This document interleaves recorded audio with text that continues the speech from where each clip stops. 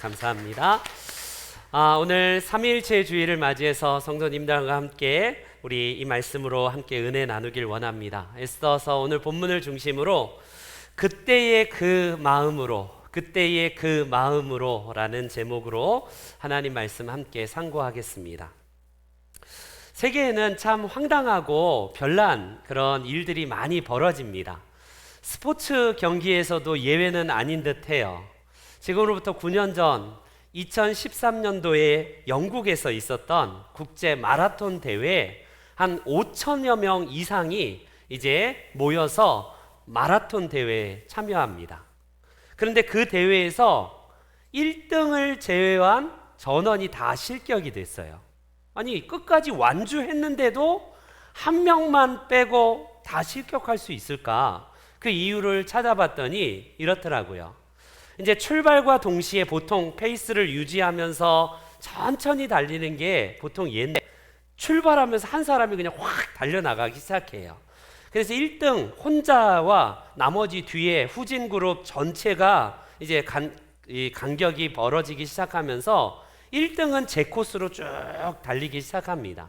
근데 이진 그룹에 있는 선두 그룹이 진행 요원이 엉뚱한 곳에 서 있는 걸 보고 그쪽 길이 맞나 보다 해갖고 그쪽으로 달려가요. 진행위원들이 하는 일은 그쪽이 아니라 이쪽이라고 인도하고 안내를 해야 되는데 자기들도 엉뚱한 데 서 있는 것조차도 모를 정도로 너무나 허술한 이런 경기였습니다. 결과적으로 대회 진행요원들조차도 그 길이 맞는다 해갖고 막지도 않다가 이 5천 명이 넘는 대다수의 사람이 그 길로 갔다가 한참 돌아서 다시 돌아왔는데 결과적으로 모두 완주는 했지만 42.195m를 다 달린 게 아니라 264m가 덜 뛴 걸로 계산이 되어서 결과적으로 전원 실격되는 이런 웃지 못할 해프닝이 2013년도에 일어났습니다. 이 모습을 보면서 세상은 넓고 진짜 재밌는 일이 많구나 라고 생각이 되지만 이 대목에서 서산대사가 썼다는 한 시가 생각이 납니다. 눈길을 걸을 때에 발걸음 함부로 하지 말라. 지금 그대의 발자국이 뒤에 오는 사람의 길이 되느니. 여러분, 성경은 우리들에게 아무나 선생이 되지 말라라고 말씀하세요. 무슨 이거 학교 선생님도 되지 말고 주일학교 교사도 되지 말라는 말인가? 서산대사가 썼다는 시랑 같은 의미겠죠. 눈길을 걸을 때에 그 첫 번째 걸어간 사람의 뒤 발자국을 따라서 대개는 이 길인가 보다 하고 따라가는 게 보편적이지 않습니까? 근데 우리의 인생에서 단순하게 눈길만이 아니라 먼저 우리 앞서 걸어갔던 사람들의 그 족적을 따라서 우리는 대개 아무 생각 없이 그냥 따라가는 경향이 있어요. 지금 꼭 우리의 모습이 그러지 않나 한번 돌이켜 보셔야 됩니다. 그 사람이 이쪽 길로 갔기 때문에 누구나 다 이쪽으로 가는데 이거는 누구나 다 하는데 라고 했을 때에 나름대로 열심히 달렸지만 결국 결승선에서 다 전원 실격이 되는 이런 일들이 우리 인생에서도 벌어질 수 있다라는 사실입니다. 내 나름대로 열심히 성실하게 살지만 하나님 앞에 섰을 때에 너는 전원 실격이다 라고 했다면 얼마나 우리가 황당하겠습니까? 여러분, 우리의 삶 속에 혹시 엉뚱한 길을 가면서도 우리 모두가 이 길로 가기 때문에 나는 괜찮아 라고 하는 그 걸음을 잠깐 멈춰주시고 진짜 내가 잘 달리고 있는가? 내 인생 제대로 걷고 있는가? 하나님 앞에 멈추어 서는 게 뭐예요? 바로 그게 기도 아니겠습니까?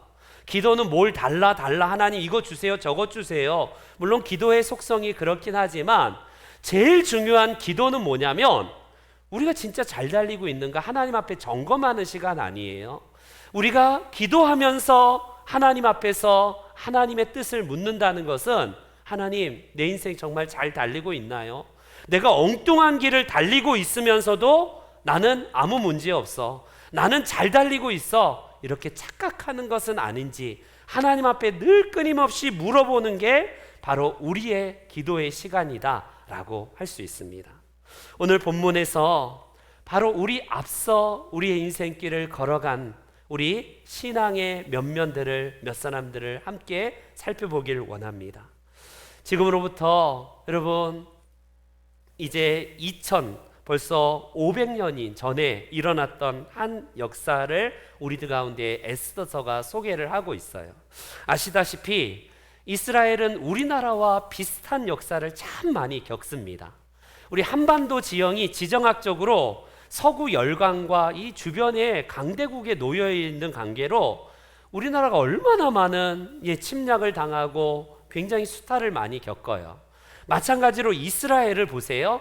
아프리카, 아시아, 유럽 이 3대륙이 만나는 그 지정학적 위치에서 늘 이리 치이고 저리 치이고 강대국에 늘 짓밟힌 역사를 우리나라 역사만큼 많은 아픔을 겪은 나라가 이스라엘입니다. 이스라엘이 여러분 이제 가장 위기 중에 큰 위기를 급박한 위기에 처해 있는 상황이 에스더서에 소개가 되고 있어요. 586년도 이 남왕국 유다마저 바벨론에 의해서 이제 다 멸망당하고 나서 이스라엘은요 다 죽거나 포로로 먼 이역만리로 잡혀가게 됩니다. 그 포로 생활에서 하나님의 은혜로 새로운 이제 나라 페르시아에 의해서 이 바벨론도 또한 멸망당하고 말아요. 먹고 먹히는 이 국제 정세를 한번 보십시오. 그때의 페르시아를 능가할 수 있는 나라는 없었는데 페르시아가 다행히 이민족 포용 정책을 써요. 그래서 고레스 왕은 이 모든 포로민들을 각자의 나라로 돌아갈 수 있도록 배려하고 때로는 그 포로민들 속에서도 다른 민족이긴 하지만 능력이 있다면 인재를 발탁하고 기용하는 정책을 페르시아가 그 당시에 사용하고 있습니다. 이 정책에 따라서 이스라엘 백성들이 이제 해방이다, 우리나라로 돌아가겠다라고 하는 사람이 대다수가 아니라 성경에 보니까 굉장히 소수가 돌아와요. 왜 그럴 것이 이미 이스라엘은 초토화되고 쉽게 말하면 먹고 살 길이 막막한 땅이에요. 고향 땅이고 부모가 사는 땅이긴 하지만 그 땅으로 돌아가면 다시 터전을 일구어야 되는 이 개척자의 마음이 필요합니다. 우리나라가 일제히에서 강점기에서 해방이 되고 결과적으로 일본에서 못 돌아오신 분들도 참 많아요. 왜냐하면 한국에 돌아오자니 고국이긴 하지만 그동안 일궈왔던 터전들을 다 포기하고 돌아와야 되는 것 때문에 마찬가지로 많은 수의 이 이스라엘 사람들이 여전히 바벨론과 그 페르시아의 이 일대에 퍼져서 그 후손들이 살고 있는데 이때가 약 110년 정도가 지난 때에 에스더서가 활동한 때가 바로 이때입니다. 그때에 여러분 이 이민족 포용 정책에 따라서 아하수에로 왕이 등극을 하게 되는데 그 신하 중에 가장 유력한 신하를 아말렉 사람, 하각 사람을 등용해서 이 하만이라는 사람이 넘버 2가 됩니다. 쉽게 말하면 굉장한 실세가 되고요.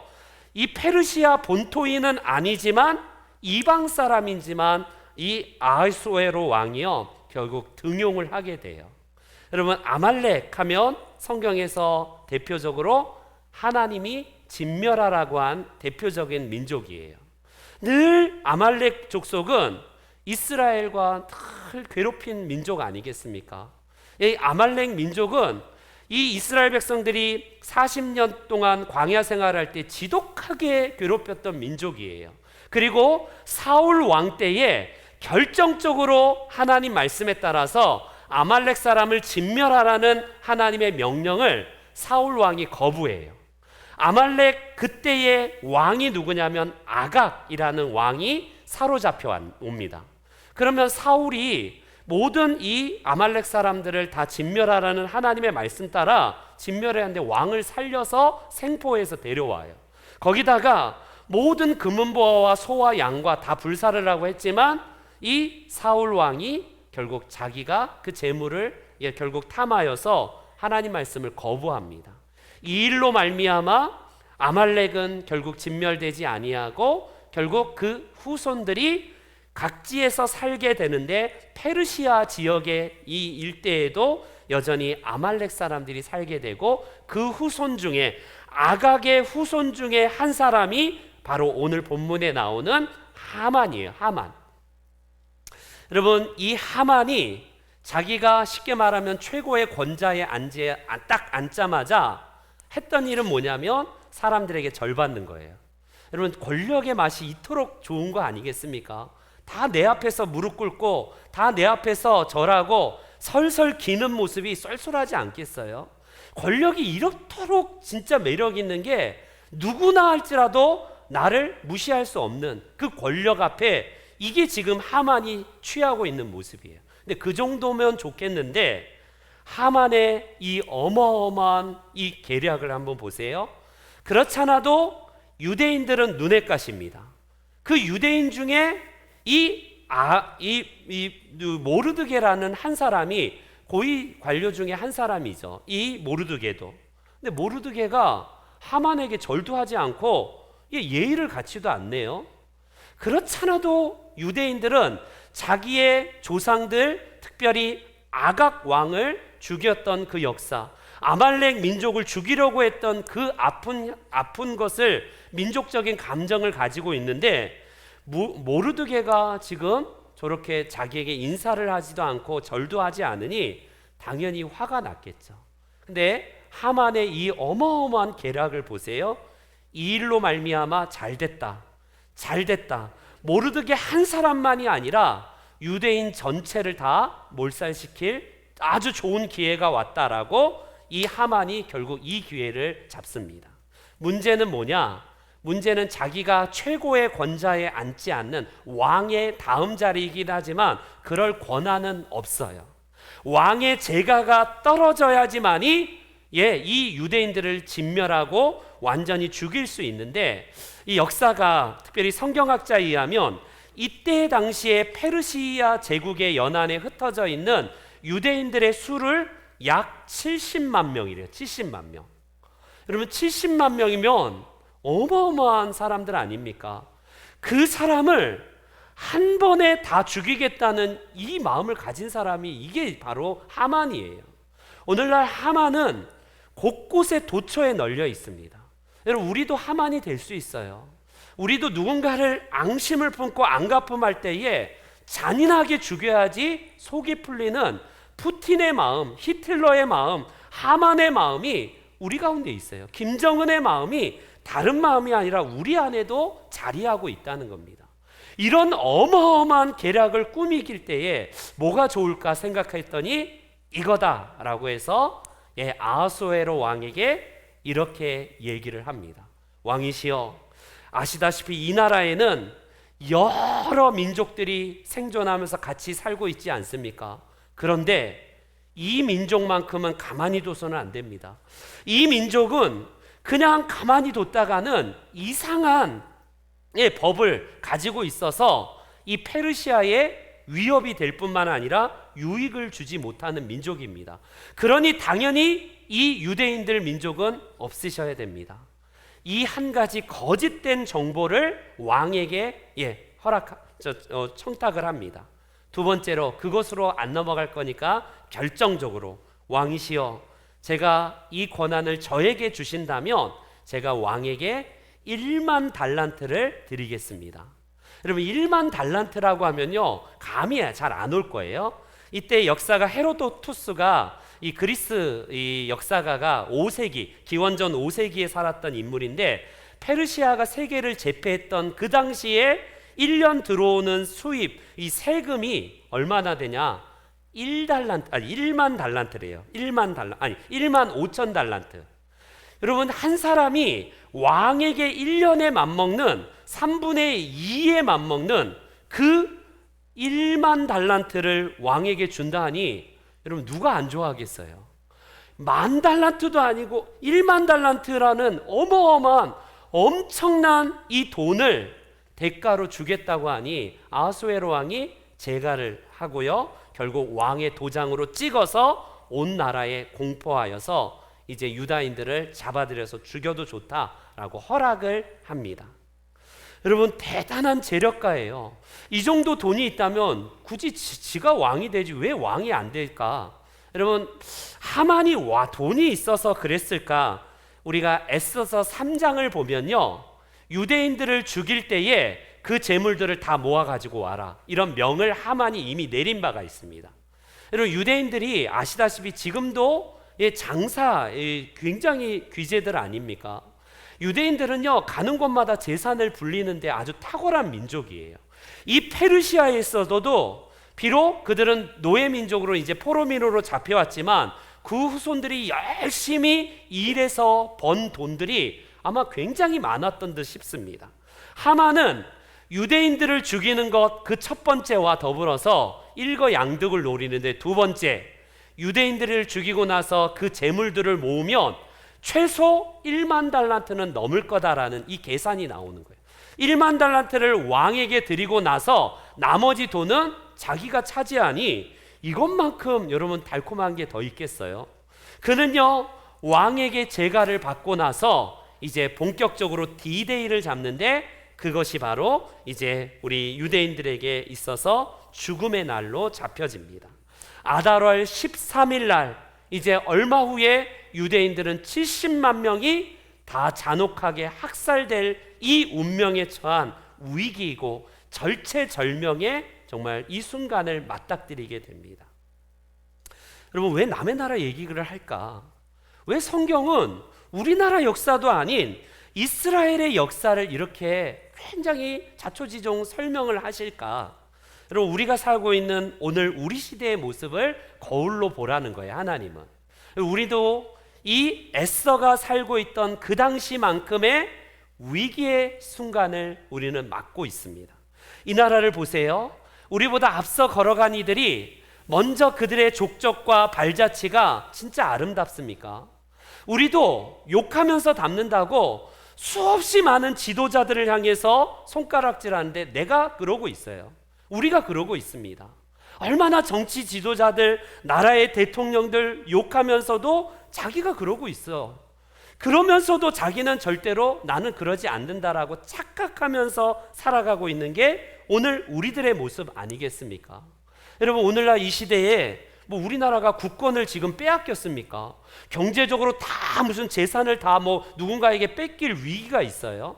다시 IMF처럼 큰 경제적인 위기가 다가오지 않는 법이란 없겠지만, 최소한 지금 상황에서는 코로나19 가운데 전 세계에서 나름대로 경제 선방한 나라에 한국이 포함될 만큼 경제에서도 그랜대로 잘 버틴 나라가 우리 한국 아닙니까? 그러니 무슨 이런 절체절명의 위기가 이 나라의 위기가 아마 반문하고 싶을 겁니다.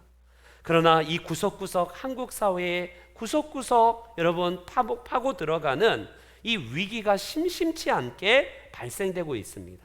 우리는요, 경제 대국을 꿈꾸고 경제 대통령을 늘 원하고 정치인들도 이 땅을 잘 먹고 잘 살게 하겠다. 늘 첫 번째 공약이 늘 경제 공약이에요. 왜? 그게 우리 인간의 가장 관심사이기 때문에. 그래서 그런지 이 땅에 이게 사실인지 몰라도 조세 피난처에다가 각종 돈을, 이 검은 돈을, 어마어마한 돈을 숨긴 세계의 3대 국가 중에 하나가 한국이라는 말도 있습니다. 이게 사실이다 아니다라는 논쟁이 지금도 있지만 조세 피난처에 어마어마한 돈들을 지금 기업을 비롯해서 재벌을 비롯해서 개인이 조세 탈세를 위해서 조세 피난처에다 돈을 숨겨놓고 있습니다. 여러분, 언제 이 땅에 부동산 이 거품, 이 부동산 버블이 막 꺼질지 어떻게 알았겠어요? 얼마나 많은 이 감추어진 지하 경제의 검은 돈들이 왔다 갔다 하고 이 땅의 부패의 고름들과 이 사슬들이 언제 여러분 깨질지 터질지 모른다라는 사실입니다.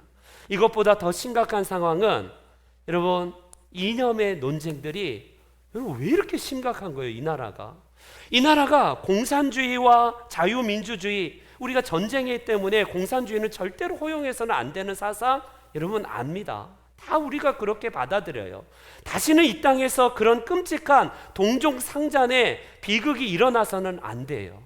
근데 벌써 6.25 전쟁이 발발한 지 지금 70년이 넘었지 않습니까? 그런데 지금 신종 이런 이념 대립이 극간데 없이 지금 사람들 가운데에 너무나 대립이 심해지고 있어요. 지역 감정, 지역 대립은 옛말이 되었어요. 이제는 이건 고질적인 병폐뿐만 아니라 남녀 갈등, 빈부 갈등, 노사 갈등, 세대 갈등, 무슨 이렇게 갈등들이 많은지, 엄마를 향해서 아이 엄마들을 향해서 막 입에 담을 수 없는 뭐 만충 벌레라는 표현하고, 노인들을 향해서 무슨 충하여서 벌레라고 표현할 정도로 나와 조금만 생각이 다르면 완전히 죽여야 될 대상으로 삼는 이 이념들, 얼마나 무섭습니까? 여러분, 누구나 다 정치적으로 보수적인 생각을 가지신 분도 있고 진보적인 생각을 가질 수 있어요. 그게 죽고 사는 문제가 아닌데, 이거 나와 생각이 조금만 다르면 완전히 죽여야 할 대상으로 삼는 게 이 나라 언제 이렇게 바뀌었냐고요.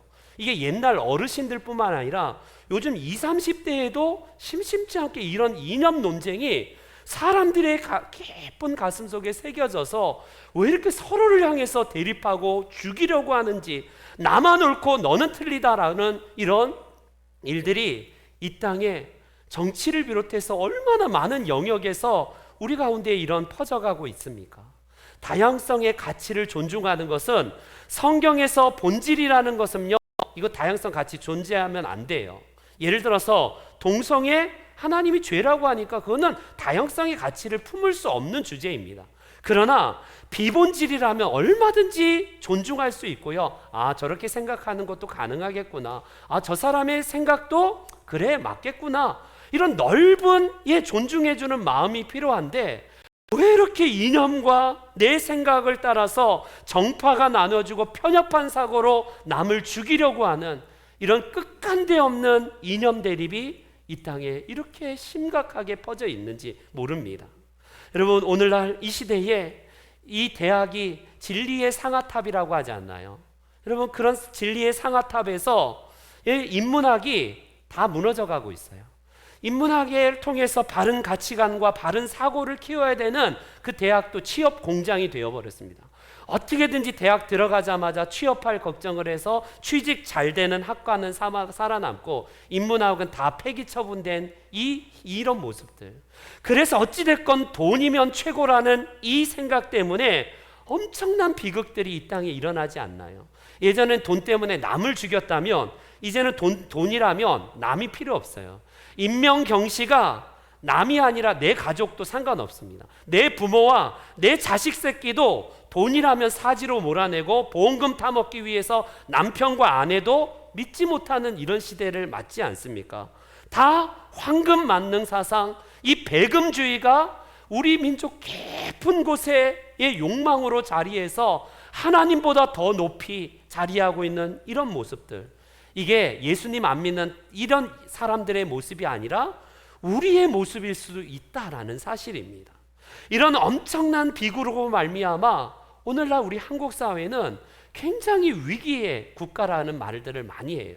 경제적으로 선방했다라고는 하지만 그 경제 지표 말고 우리나라의 이 각종 이 갈등 사회라고 하고 굉장히 위험 지표들이 많이 이곳저곳에서 나타나는 면에서 이 땅이 위기라고 할 수 있어요. 오늘 특별히 6월 달은 호국의 달입니다. 호국의 달. 나라와 이 민족을 위해서 희생하신 이 땅의 선열들을 생각하면서 우리들도 얼을 기리면서 살아가자라는 이런 6월을 맞지 않습니까? 이런 시대의 위기의 시대에 우리는 어떻게 과연 살아야 될까요? 여러분, 페르시아 제국에 70만 명이나 되는 이 모든 유대인들이 한 번에 몰살당할 위기, D-Day는 정해졌고 이제는 끝났다. 이제 끝났다라고 다른 나라로 망명을 가거나 도망갈 일만 남았는데 모두 중임당할 이때에 여러분, 역시 하나님은 사람을 통해서 위기를 극복하게 하세요. 하나님께서 사용하시는 그 시대는 권력이 대단하거나 사회를 뒤집어 엎는 세상의 권력가들이 아니라 바로 믿음의 사람들이 분연히 일어나게 됩니다. 그 중심에 하나님의 사람 모르드게라는 사람이 등장을 하게 되고, 바로 그의 조카 에스더, 이 왕비가 하나님께서 쓰시는 사람이 됩니다. 모두 다 죽을 때에 끝났다, 죽음만 기다리고 있고 걱정하고 절망하고 있는 이때에 모르드게가 분연히 일어나요. 그는 하나님 앞에서 금식하면서 굵은 베옷을 입고 통곡하면서 기도하며 이 위기를 극복하기를 원합니다. 여러분, 그 소식이 조카인 에스더에게 왕궁에까지 들려요. 모르드게가 지금 곡기를 끊으면서 굵은 베옷을 입고 대성통곡하고 있는 중이다. 너무나 깜짝 놀란 거. 아니, 왜 삼촌이 왜 갑자기 그러실까? 무슨 일이 일어났는가? 라고 해서 자초지종을 물어봤더니 결과적으로 유대인들을 완전히 다 죽이는 날이 이미 왕의 재가까지 다 떨어진 상태고, 이 왕의 조서는 쉽게 철회되거나 변경이 불가능한 이런 조서입니다. 여러분, 조서가 한번 왕이 재가를 했다면 신하들과 함께 결정한 이 조서를 쉽게 바꿀 수 있다는 것은 없어요. 결과적으로 에스더는 왕궁에 있기 때문에 가장 늦게 들었지만, 유대인들이 죽음 당할 때 자기도 유대인이긴 하지만 왕비이기 때문에 전혀 해가 없어요. 자기는 왕궁에서 왕비로서 있는 탓에 결국 자기는 죽지 않을 수 있지만, 결과적으로 유대인들이 다 몰살당할 이 위기에서 결국 누가 키를 가지고 있는가? 에스더밖에 키를 가지고 있을 사람이 없어요. 왕을 만나서 왕의 마음을 바꿔서 조서를 철회하고 변경하는 것, 이거 한 가지밖에 없습니다. 여러분, 이때에 왕비니까 남편한테 가서 그냥 살랑살랑 거려갖고 얘기하면 되는 거 아니냐? 여러분, 그게 아니에요. 법이 그렇게 허술하지 않습니다. 이때에 페르시아는 누구든 쉽게 왕 앞에, 아무리 왕비고 아무리 가족이고 아무리 가까운 친하라고 할지라도 왕에게 그냥 허락 없이 오는 순간 암살자로 오인받아서 결국 죽게 돼요. 우리나라도 얼마나 못 믿으면 음식을 먹는 이 하인들이 있지 않습니까? 먼저 왕에게 올리는 음식을요, 혹시 독살당할까봐 먼저 먹게 하고 나중에 왕들이 먹지 않나요? 그만큼 권력의 자리는 너무나 힘든 자리 아닙니까? 이 왕비로서는요, 에스더로서는 결단을 내리지 않으면, 만약에 자기가 유대인들을 살리기 위해서 자기가 왕에게 허락을 받지도 않는 상태에서 간다, 그러면 결국 에스더도 죽을 수밖에 없는 이 위기에 처해 있습니다. 에스더가 얼마나 여러분 걱정이 되겠습니까? 그러나 그녀의 고백을 보세요. 죽으면 죽으리라. 죽을지도 모르지만 죽으면 죽으리라는 이 결단을 가지고 왕에게 나아가기 전에 그가 이 모르드게 삼촌에게 부탁을 합니다. 삼촌에게 부탁하기를 모든 유대인들과 함께 3일 동안 금식하면서 이 일을 놓고 기도해 달라고. 왕의 마음을 바꾸지 않으면 우리나라 이 민족이 완전히 몰살당할 위기에 있으니 함께 금식하면서 여러분 같이 함께 이 일을 극복하기 위해서 기도해 달라고 부탁하고, 에스더도 왕궁에서 함께 시녀들과 함께 이 일 때문에 여러분 금식하면서 기도해요. 금식이 끝난 다음에 죽으면 죽으리라 라는 마음을 가지고 왕 앞에 나아갑니다. 여러분, 여성분들 제가 화장을 잘 모르는데, 화장을 만약에 3일 동안 금식하고 나서 화장하면 예쁜가요? 더 슬림해져 갖고 더 예뻐지는지 모르겠습니다. 여러분, 에스더가 3일 동안 기운도 없고 너무나 여러분 마른 너무나 화장빨도 잘 안 받을 듯 싶어요. 그런 에스더가 왕에게 소식도 없이 왔다? 이건 죽을 수 있는 위기인데, 놀랍게도 하나님께서 이 왕의 마음을 바꿔요. 에스더를 비롯해서 유대인들이 함께 하나님 앞에 이 민족을 살려달라고 기도한 그 3일 동안의 기도를 통해서 결국 하만의 잔혹한 계획이 만천하에 드러나게 되고, 결과적으로 자기가 만든 장대에다가 자기가 달리고 함께 하만과 함께 모략을 꾸몄던 이 모든 사람들이 같이 동조자들이 죽임을 당해서 역전이 되는 일이 에스더서에 소개가 되고 있습니다. 여러분, 위기에 처한 유대인, 절체절명의 위기에서 유대인들이 왜 이렇게 역전이 되었고 위기를 극복할 수 있는 힘이 도대체 어디에서 온 겁니까? 에스더 왕비의 그 권력의 권력 때문이지. 야, 역시 왕비가 좋긴 좋아. 나는 저런 자리에 앉아있지 않기 때문에 나는 언간샘신, 나는 꿈도 못 꿔. 여러분, 왕비의 어떤 이 지위, 왕비라는 지위와 권력이 유대인들을 살리는 그런 힘이 되었습니까? 모르드게 그 신하, 탁월한 신하로서 지도력을 가지고 리더십과 그가 가진 어떤 이 지혜 때문에 유대인들을 살렸지, 그겁니까? 물론 하나님은 그가 가진 배경을 사용하시긴 해요.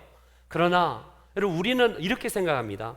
나는 모르드게도 될 수도 없고, 왕비가 가진 지위와 권력도 없고, 모르드게가 가진 그 리더십도 없고 지혜도 없어. 그러니 나는 아무것도 못해. 여러분, 그렇고 나서 방관하고 있고 뒤로 처져 있겠습니까? 하나님께서 단지 이 두 사람이 아니라 함께 이름 모를 그 70만 명이나 되는 유대인들이 함께 기도하면서 금식하면서 나라와 민족을 위해서, 유대인들을 위해서 기도한 그 기도가 여러분, 하나님께서 이 나라를 인도해 가신 역사 아니겠습니까? 우리는 그래요. 꼭 스펙, 외적인 배경들, 권력, 어떤 그가 가진 어떤 그 배경 때문에 뭔가가 이루어졌겠지. 나는 이 에스더 왕비도 될 수 없고, 모르드게처럼 지위도 없고 그런 힘도 없다. 여러분, 아무것도 없다는 거 사실일 수도 있어요. 그러나 뭐는 있습니까? 기도가 있어요. 기도.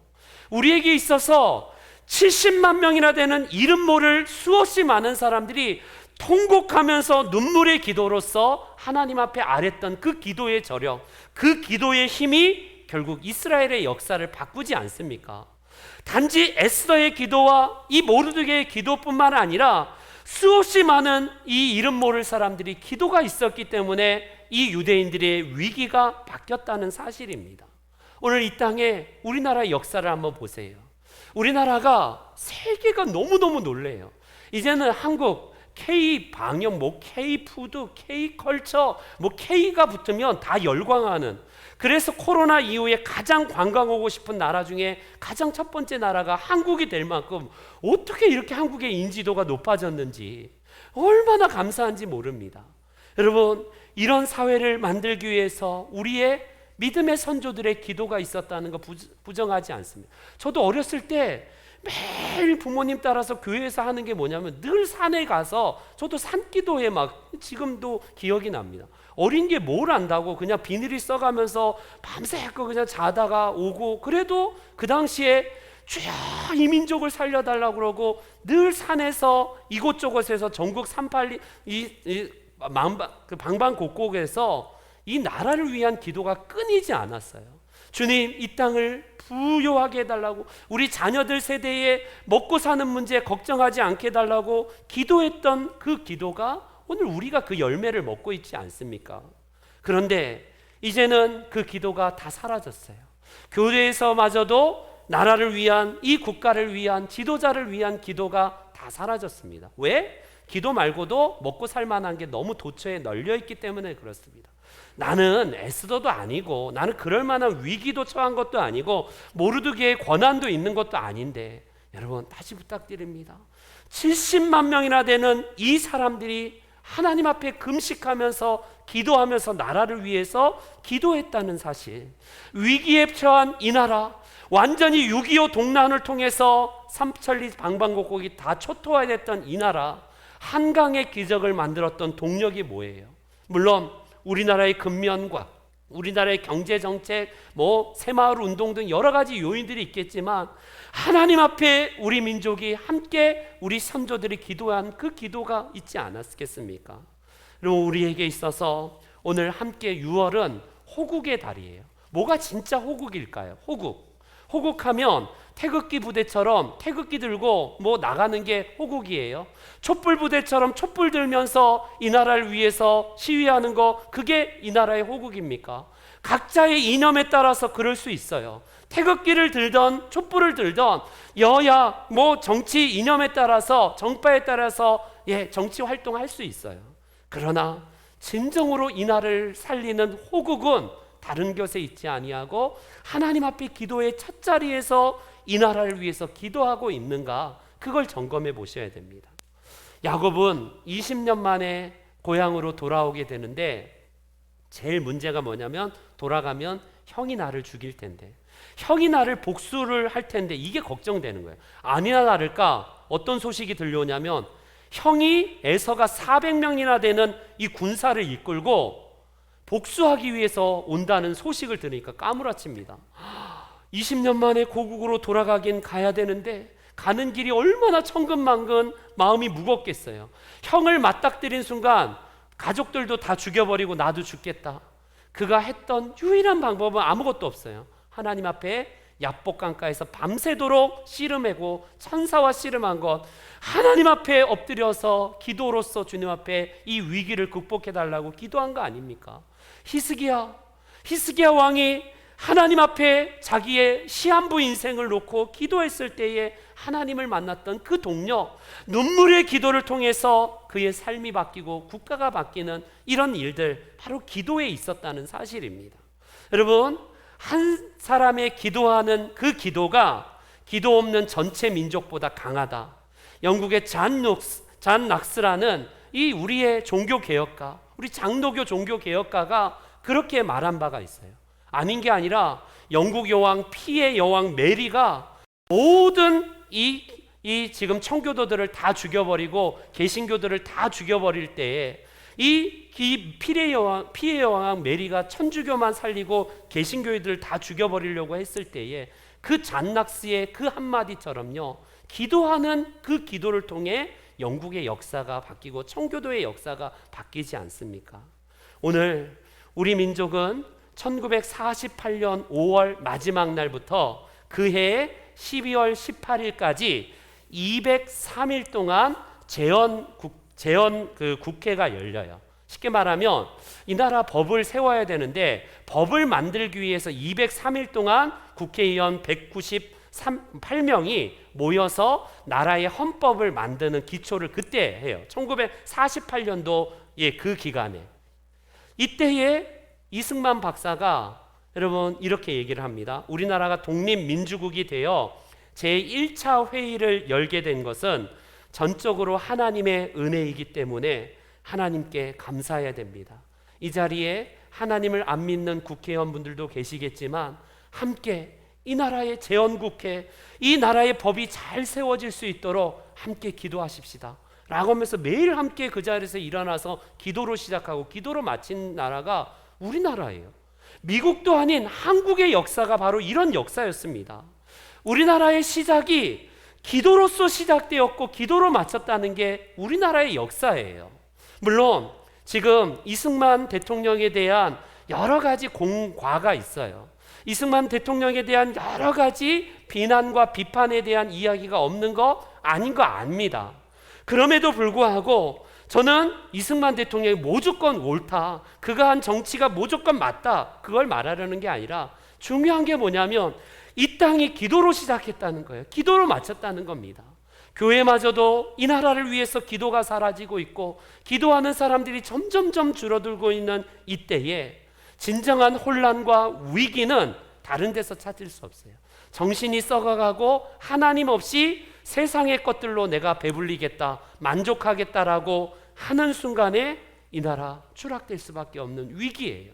교회 기도하는 장소마다 텅텅 비어가고 있고 기도에 목마른, 기도에 사무친 영혼들, 자녀들을 위해서 피 맺힌 기도가 사라진 이때에 저와 여러분들이 우리가 그때 그들처럼 애써 당시에 이 기도했던 유대 민족들처럼 지금으로부터 70여 년 전에 이 나라를 위해서 기도했던 그 정치인들과 이승만 대통령처럼 우리가 함께 한 마음으로 기도할 때에 우리 유대인들을 위기에서 건져내었던 하나님께서 우리 민족을 다시 한번 일으키실 것이고 세계 가운데에 한국이 단지 경제 대국뿐만 아니라 하나님을 진실로 섬기는 나라, 하나님을 진실로 두려워하는 이 나라 되어서 이 땅에 정말 우리 후손들이 우리가 걸어간 길을 정말 아름답게 뒤따라오는 그런 바른 길로 인도하는 우리 모든 이 기도의 사람들, 그런 선구자들이 다 되실 수 있도록 주님 앞에 기도해 주시길 바랍니다.